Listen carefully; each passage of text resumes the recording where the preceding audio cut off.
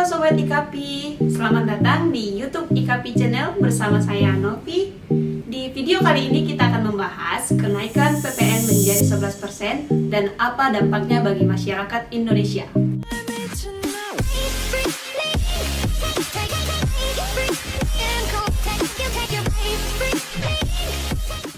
Kenaikan pajak pertambahan nilai atau PPN menjadi 11% telah dimulai 1 April lalu.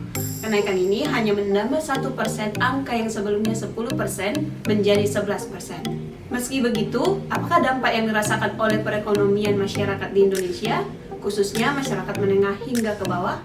Jika suatu barang seharga Rp20.000 dan dikenakan PPN 11%, maka harga barang tersebut naik menjadi Rp22.200. 11% dikali Rp20.000 sama dengan Rp22.200.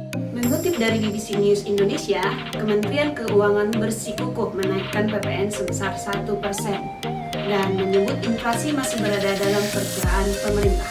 Namun, di lapangan masyarakat, khususnya kalangan buruh, tak punya pilihan untuk memangkas pengeluaran termasuk untuk makan sehari-hari.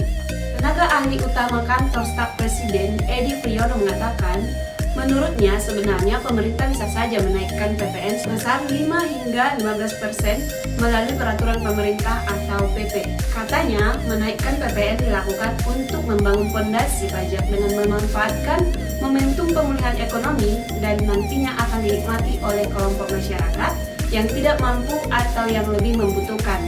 Dikutip dari kompas.com. Faktanya sekarang, apakah kenaikan PPN yang hanya naik 1% ini akan memberikan kesejahteraan masyarakat atau justru membuat masyarakat semakin menderita dengan kenaikan bahan-bahan pokok lainnya? Dalam transaksi jual beli, perlu diketahui bahwa pada dasarnya seluruh barang dan atau jasa dikenakan PPN, kecuali barang dan atau jasa yang dikecualikan oleh undang-undang terkait. Barang yang dikenakan PPN disebut dengan istilah barang kena pajak atau BKP, sedangkan jasa yang dikenakan PPN disebut dengan istilah jasa kena pajak atau JKP. Sedangkan apa yang dimaksud dengan istilah PPN dibebaskan? PPN dibebaskan merupakan fasilitas yang diberikan pemerintah dan sudah diatur dalam pasal 16B Undang-Undang KUP nomor 42 tahun 2009 sebagaimana telah diubah terakhir dengan Undang HPP nomor 7 tahun 2022. Fasilitas dibebaskan dari pengenaan PPN adalah fasilitas yang diberikan atas objek tertentu yang sebenarnya atas transaksi tersebut terhutang PPN, tetapi kemudian dibebaskan PPN. Pajak masukan yang dibayar atas perolehan BKP dan atau JKP yang atas penyerahannya dibebaskan dari pengenaan PPN tidak dapat dikreditkan karena pajak keluaran atas transaksi tersebut tidak ada. Bagaimana dengan biaya pembelian pulsa prabayar? Berdasarkan Peraturan Menteri Keuangan Nomor 6 PMK 3 2001, pulsa prabayar tergolong BKP. Pemungutan PPN-nya hanya sampai penyelenggara distribusi tingkat kedua, sehingga tidak menyasar konsumen akhir. Sedangkan biaya pembelian BBM untuk kendaraan, harga yang telah ditetapkan pemerintah yang dijual di SPBU kepada konsumen sudah termasuk PPN. PPN yang terhutang sudah dikenakan pada saat penyerahan dari PT Pertamina. Maka bagi perusahaan lain seperti SPBU tidak perlu mengenakan PPN lagi. Untuk pembelian makanan di restoran merupakan objek pengenaan pajak restoran dan merupakan jenis pajak daerah. Jadi, atas konsumsi tersebut tidak relevan dikaitkan dengan kenaikan tarif PPN yang berlaku saat ini. Sedangkan penyerahan JKP yang dikenakan PPN berupa jasa pelayanan jaringan internet rumah.